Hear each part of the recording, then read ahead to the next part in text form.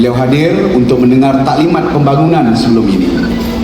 Sebelum ini beliau hadir di Cyberjaya untuk perasmian IC Design Park kedua yang merupakan salah satu daripada ikhtiar kerajaan negeri membangunkan sektor E&E khususnya dalam bidang semikonduktor.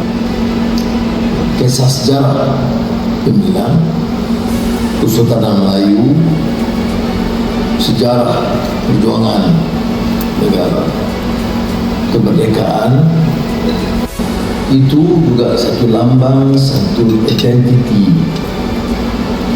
negara yang merdeka.